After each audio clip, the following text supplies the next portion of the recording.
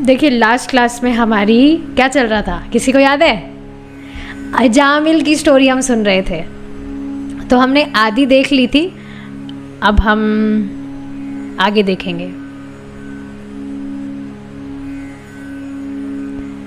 कहाँ तक हमने देखा था?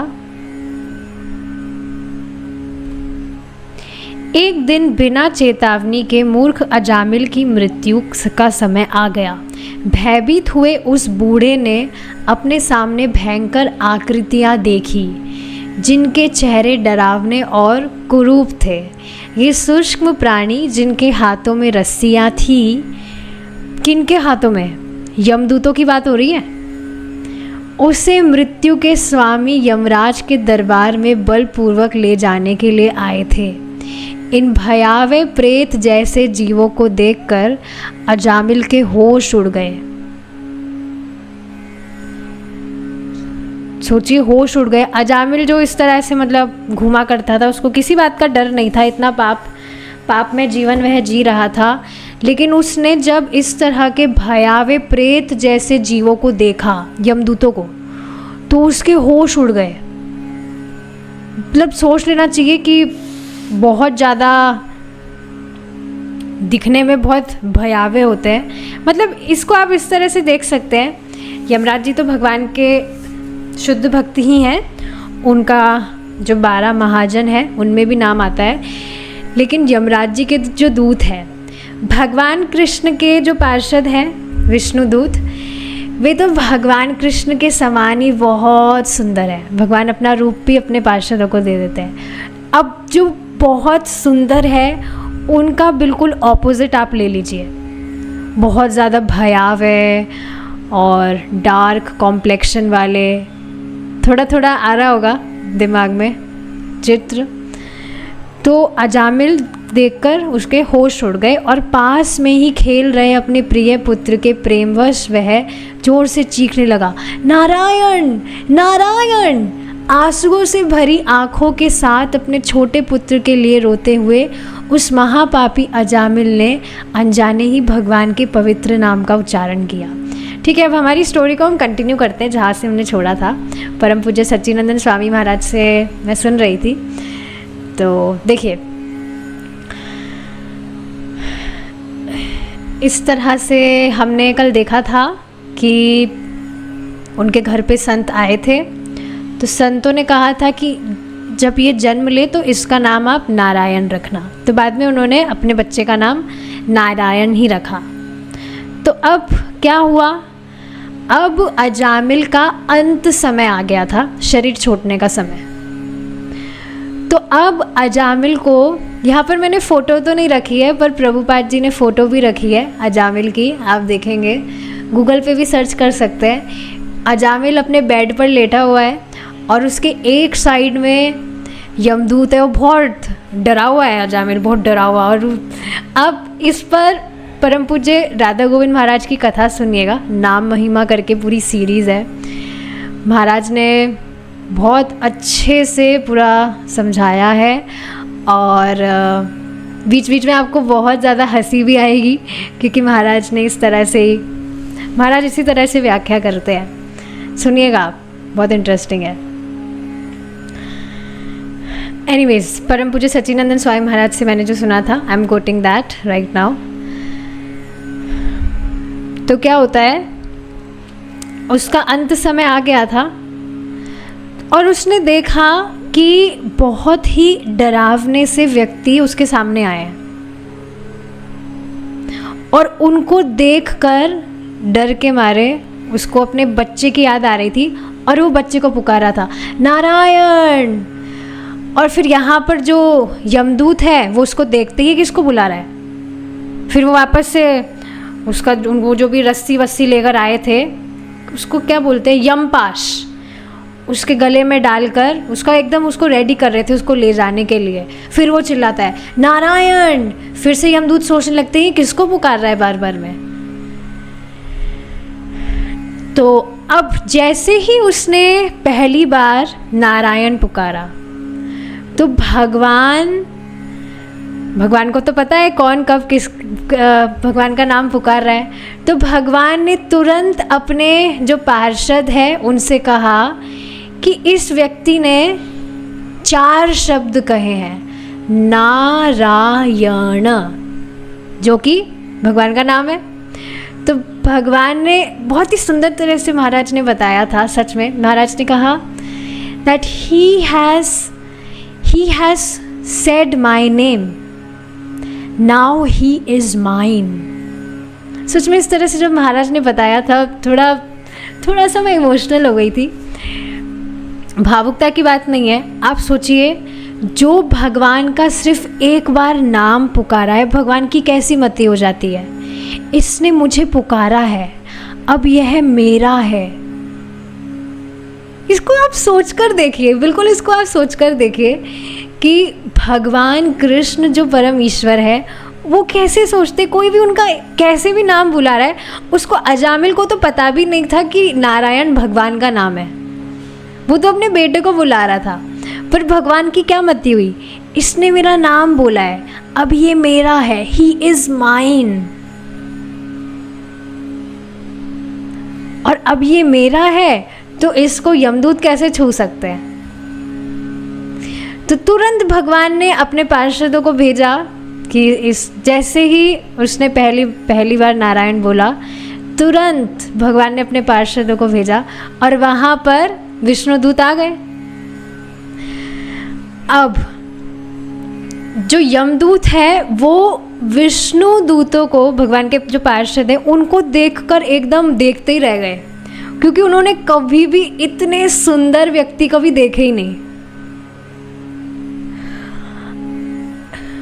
Just imagine this seen in your mind, तब ज़्यादा आनंद आता है। तो इस तरह से वो देख रहे, उन्होंने कभी इतने सुंदर व्यक्ति देखे ही नहीं। और इस तरह से वो उनसे पूछने भी लगे कि आप लोग कौन हैं, आप क्या देवलोक से हैं, क्या आप मतलब जो भी उच्च लोक होते हैं, क्या आप वहाँ से हैं। पार्षद जो भगवान के पार्षद हैं वो बिल्कुल भगवान की तरह बहुत सुंदर होते हैं। उनकी जो नेत्र थे वो बिल्कुल भगवान की तरह, दे हैड लोटस आईज, और भगवान की तरह ही उनका मतलब जो देह है, इट वॉज़ वेरी, मतलब एक अलग ही तेज उनके शरीर में था। तो इस तरह से वो देखकर एकदम मतलब देखते ही रह गए। इसके अलावा जो विष्णु दूत थे उन्होंने कहा, मतलब महाराज इस तरह से बता रहे थे कि ये क्या कर रहे हो आप, इसको छोड़ो, इसको छोड़ो, ये हम इसको लेकर जाएंगे। तो जो यमदूत है वो समझाने लगे कि नहीं, ये बहुत बड़ा पापी है, इसने पूरे जीवन इतने पाप किए हैं, तो इसकी पक्का इसको तो नरक ही लेकर जाना चाहिए। तो जो विष्णुदूत थे वो तो उनको कुछ ज़्यादा कुछ एक्सप्लेन नहीं कर रहे थे। उन्होंने बस कहा कि आप जाकर आपके जो भी मालिक हैं आप उनसे जाकर पूछिए। फिर जब वो वापस से, और यहाँ पर जो अजामिल है, मतलब महाराज परम पूज्य राधा गोविंद महाराज इस तरह से बता रहे थे, मैं बिल्कुल एग्जैक्टली कोट नहीं कर पा रही हूँ, आप महाराज को सुनेंगे तो आपको बहुत आनंद आएगा। जो अजामिल है वो देख रहा था कि कौन सी पार्टी जीतेगी। वो तो सोच रहा था कि अरे मैं तो अब नर्क जाऊंगा, ये यमदूत आ गए, कितने भयावे लोग हैं। तो वो इधर उधर देख रहा था कौन सी पार्टी जीतेगी, कौन, मतलब मैं कहाँ पर, कोई मुझे बचाएगा कि नहीं, इस तरह से वो देख रहा था। तो अंततो गत्वा हुआ क्या, जो यमदूत है वे वहाँ से चले गए, जान बचाकर भागे। और बाद में जो अजामिल है वो, उसको और समय मिला, काशी कहा जाता है, काशी में उसको वहाँ पर रहने का मौका मिला और 20 साल मिले ताकि वह अच्छे से भगवान का भजन करे, और भगवान के पास में फिर वो लौट गया था। इस तरह से की कथा बताई जाती है, जो एकदम ब्रीफ में, शॉर्ट में बताई गई है। आगे जब हम श्रीमद् भागवतम डिस्कस करेंगे तो उसमें डिटेल में है स्टोरी। अभी हमने जो, मतलब शाम की क्लास चल रही है ना, अभी जो 3rd कैंटो का 2nd पार्ट स्टार्ट हो गया है, 2nd बुक स्टार्ट हो गई है 3rd कैंटो की। तो 3rd कैंटो में ही है अजामिल की कथा। मैंने देखी थी फोटोज, उसमें है, तो उसी में ही है अजामिल की कथा। ठीक है, तो इस तरह से आप देख रहे हैं यहाँ पर बताया क्या जा रहा है कि भगवान का नाम कोई भी कैसे भी बोल देता है तो भगवान की मति इस तरह से होती है कि ये व्यक्ति मेरा है। कितनी सुंदर बात है ये। और जो भक्त नियमित रूप से योजना बना बना कर इस तरह से भगवान की सेवा कर रहे हैं, उनका तो कहना ही क्या। भगवान तो कब से ही ऐसे भक्तों का नाम अपनी डायरी में लिख लिए हैं। मेरी बात नहीं है, ये स्वयं प्रभुपाद जी इस तरह से कहते हैं। Whoever is chanting हरे कृष्णा, इस तरह से भगवान की सेवा कर रहा है, नाम जप कर रहा है नियमित रूप से, भगवान ने ऑलरेडी ही उस व्यक्ति का नाम अपनी डायरी में लिख लिया है। मतलब वो बहुत जल्द भगवान के धाम लौटेगा।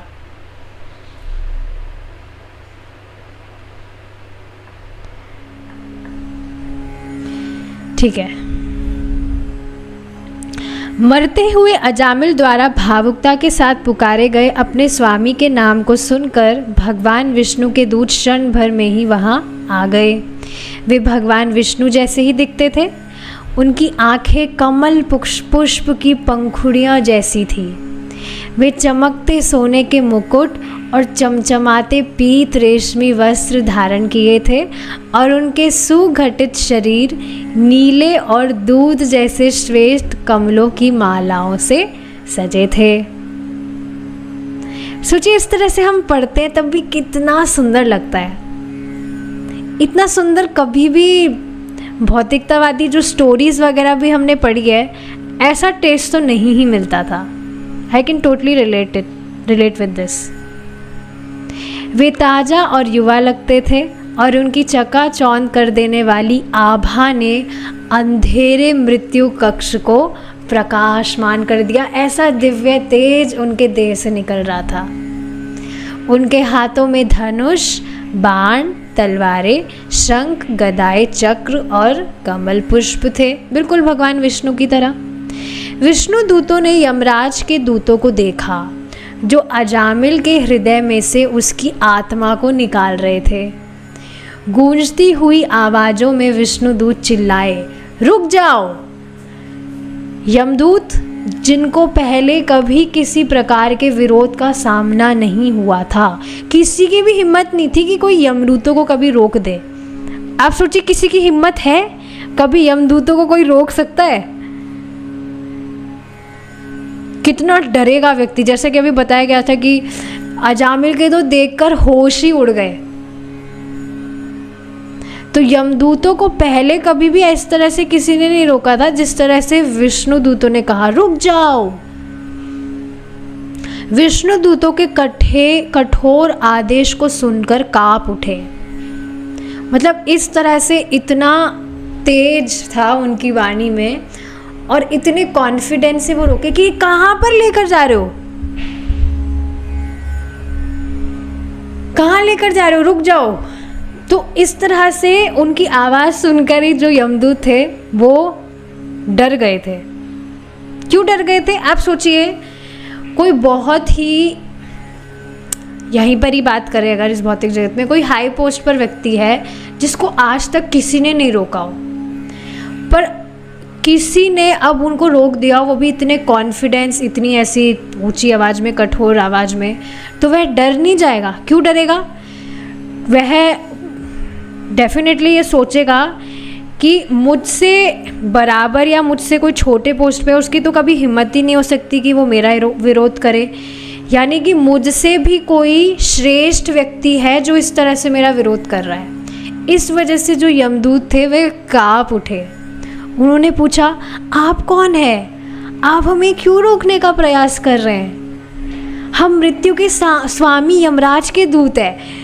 विष्णु दूतों ने पूछा भी नहीं उनसे उनका इंट्रोडक्शन, वो खुद इंट्रोडक्शन देने लग गए। आप हमको क्यों रोक रहे हैं? हम इतना अच्छा काम कर रहे हैं, ये नरकगामी जो व्यक्ति है इतना पाप किया है, हम तो अच्छा काम कर रहे हैं, इसको जाकर नरक में सज़ा मिलेगी, आप हमको क्यों रोकने का प्रयास कर रहे हैं? विष्णु के दूत मुस्कुराए और मेघ के समान गरजते हुए गंभीर स्वर में बोले, यदि तुम सचमुच ही यमराज के दूत हो, यदि तुम सचमुच ही यमराज के दूत हो तो हमें जन्म मृत्यु के चक्र का अर्थ बताओ। हमें बताओ कि किसे इस चक्र में प्रवेश करना चाहिए और किसे नहीं। तो जो विष्णुदूत थे, they were kind of taking their test कि कुछ शास्त्र वगैरह जानते भी हैं या ऐसे बस उठकर आ गए। ठीक है, कह रहे हैं यमराज के दूत हैं तो यमराज जी कुछ ना कुछ शास्त्र तो इनको पढ़ाए होंगे, और वास्तव में पढ़ाए भी थे ही, कुछ वो फिलॉसफी बोल भी रहे थे, पर उनको भगवान के नाम की महिमा का कुछ मालूम नहीं था। किस तरह से कोई व्यक्ति भगवान का नाम कैसे भी व्यवस्था में बोल देता है या नाम आभास भी कर लेता है ना। नाम आभास का मतलब आप समझ रहे ना, जैसे अजामिल ने किया, ये नाम आभास ही तो था, उसको पता नहीं कि वो भगवान का नाम बोल रहा है, पर उसने बोल दिया। तो वह भी अब उसको व्यक्ति को कभी भी यमदूत स्पर्श नहीं कर सकते, जिसने पूरे अनादि काल से एक बार भी भगवान का नाम कैसे बोल दिया।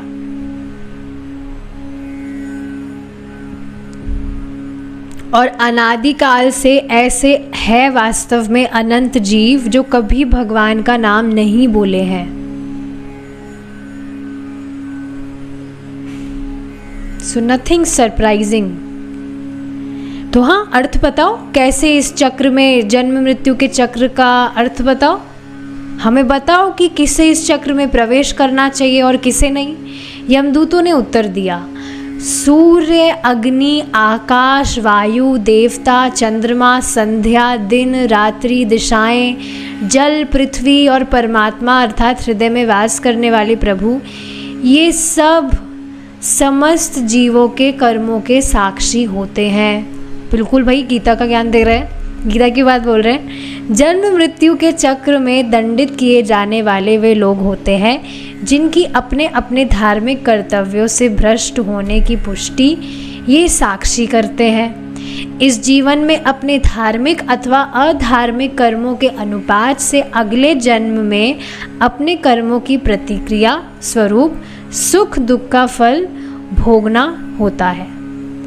प्रारंभ में जीव आध्यात्मिक लोक में भगवान के नित्य दास के रूप में रहते हैं, परंतु जब वे भगवान की सेवा त्याग देते हैं तब उन्हें भौतिक ब्रह्मांड में प्रवेश करना होता है, जो प्रकृति के 3 गुणों से बना है, सत्व, रजस और तमस। यमदूतों ने स्पष्ट किया कि वे जीव जो इस भौतिक जगत को भोगना चाहते हैं इन गुणों के अधीन हो जाते हैं और इन गुणों के साथ अपने अपने विशिष्ट संबंध के अनुसार उपयुक्त भौतिक शरीर प्राप्त करते हैं।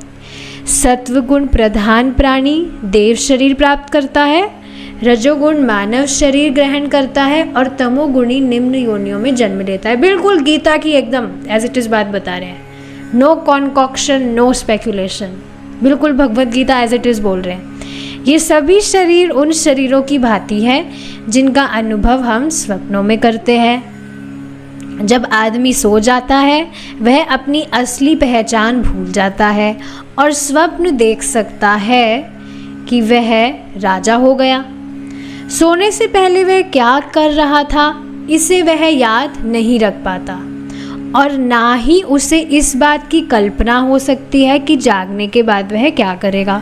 बिल्कुल सारी स्पष्ट बात है, एक्सप्लेनेशन की कोई नीड है ही नहीं। उसी तरह जब आत्मा किसी अस्थायी भौतिक शरीर के साथ पहचान बना लेता है वह अपनी असली आध्यात्मिक पहचान और भौतिक जगत में अपने पूर्व जीवनों को विस्मृत कर देता है।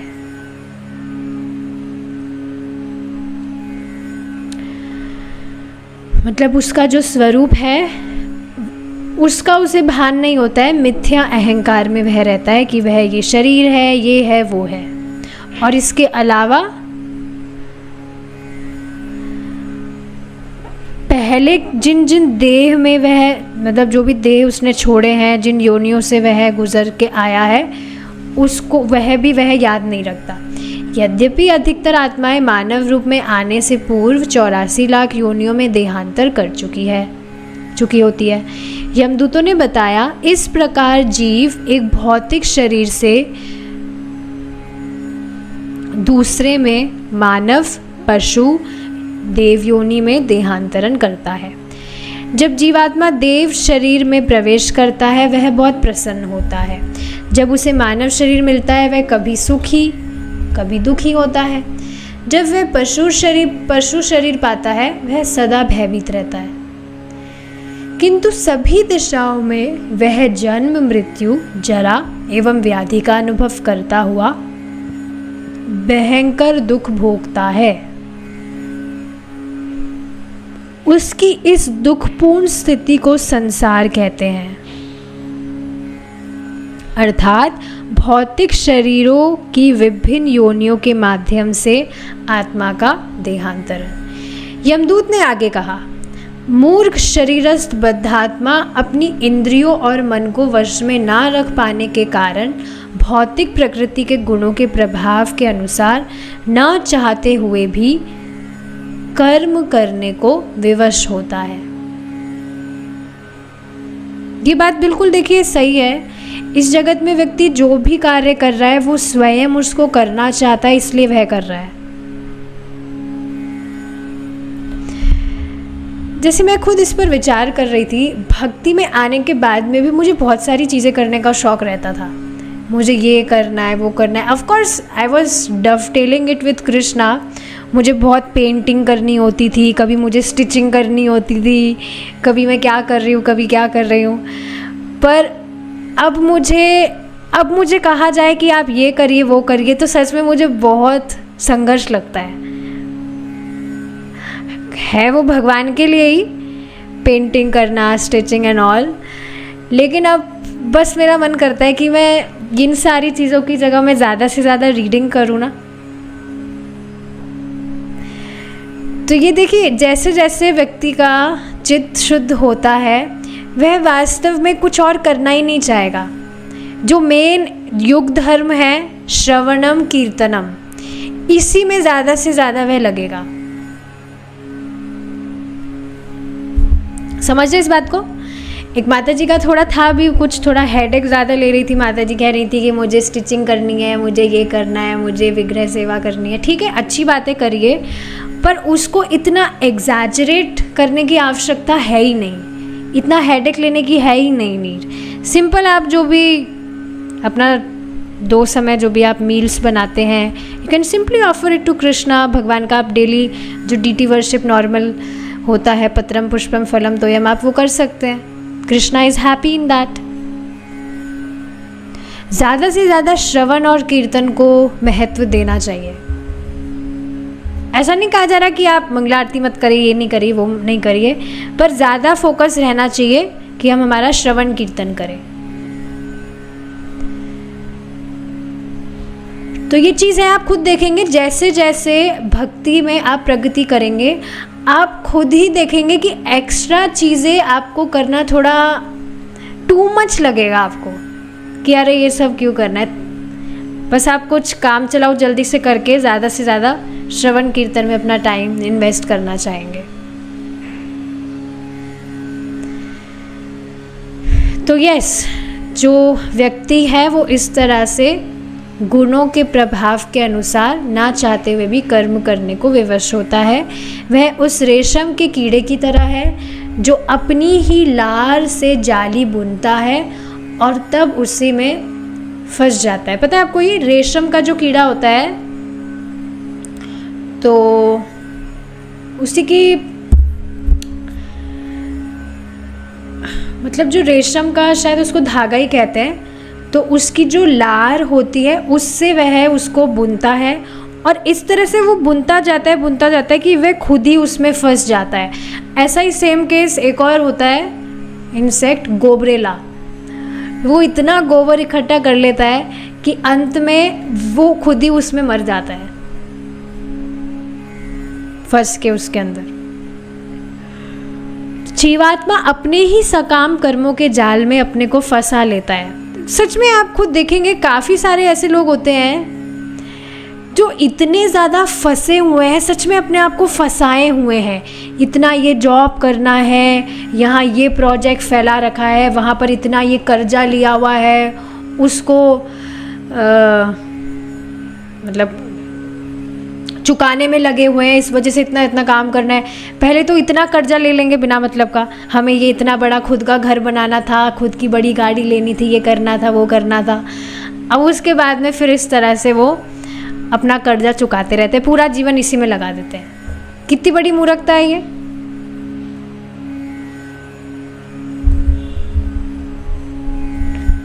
तो इस तरह से अपने आप को ही जाल में फंसा लेता है और तब उसे मुक्त होने के लिए कोई रास्ता नहीं मिलता।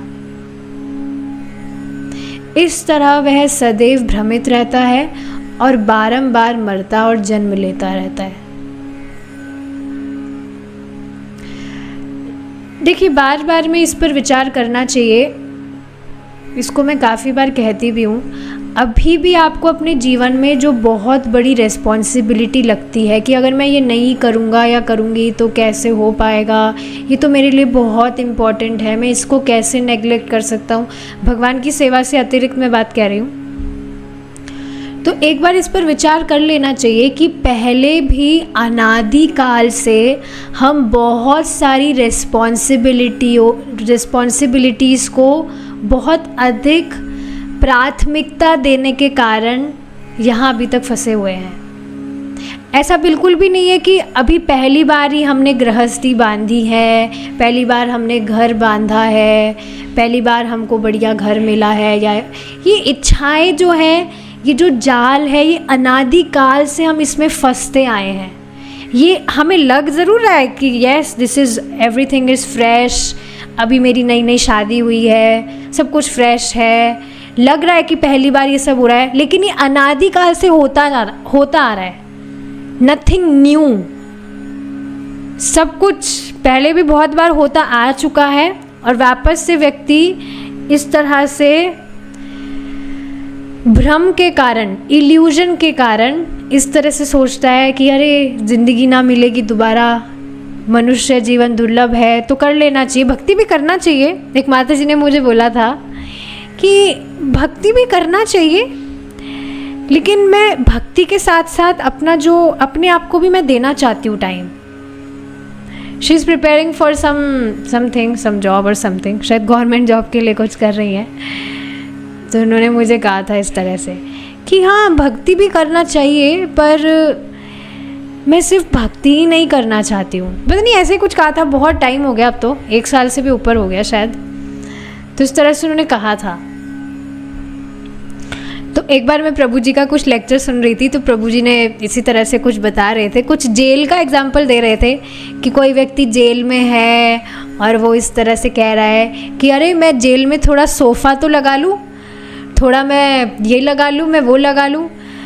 तो फिर मैंने वो लेक्चर उन माता जी को रिकॉर्ड करके, वो पर्टिकुलर जो लाइन थी वो रिकॉर्ड करके मैंने उनको भेजा। फिर मैंने खुद भी उनको कुछ काफ़ी सारी बातें कही।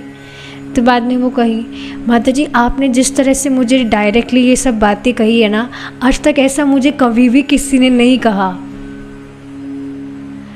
पता नहीं उनको कुछ समय के लिए हुआ होगा थोड़ा वैराग्य वगैरह, पर अभी वो फिर से जॉब के लिए लगी हैं। पता नहीं अब उनकी जॉब लगी है कि नहीं लगी है। एनीवेज, पर ये बात समझना चाहिए कि जो हम सोच रहे हैं कि ये हम बहुत पहली बार कर रहे हैं सब कुछ चीज़ें, कुछ भी नया नहीं है यहाँ पर। अनादिकाल से हम करते आए सारी चीज़ें।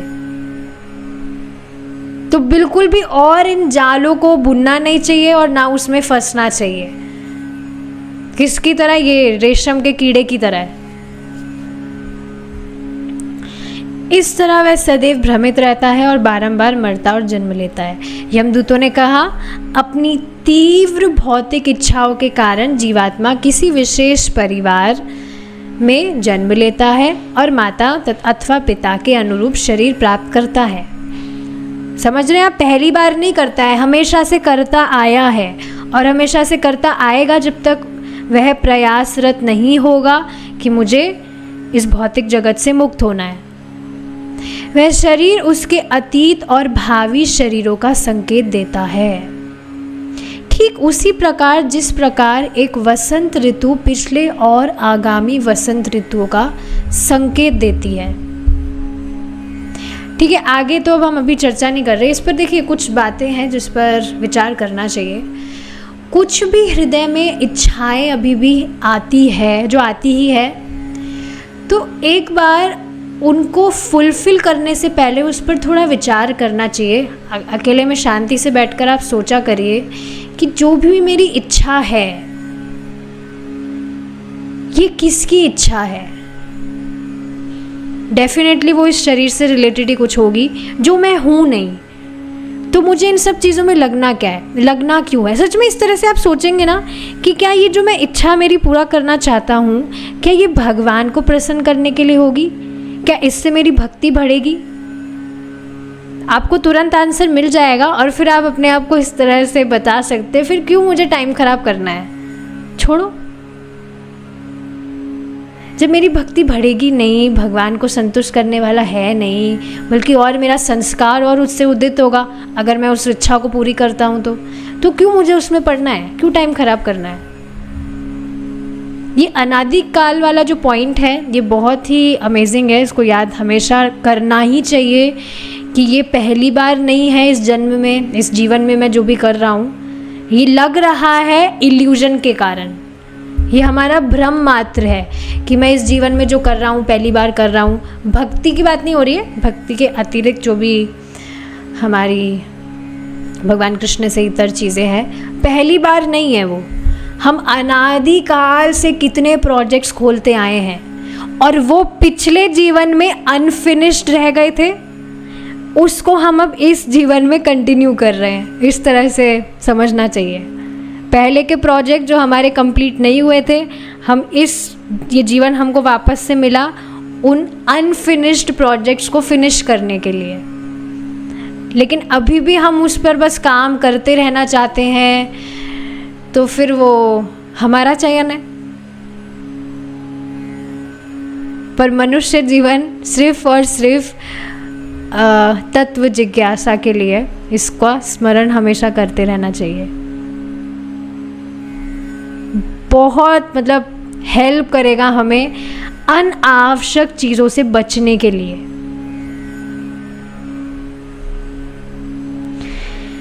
ठीक है, इसी से हम रुकेंगे अब यहाँ पर। हरे कृष्णा, जय श्रीला प्रभु।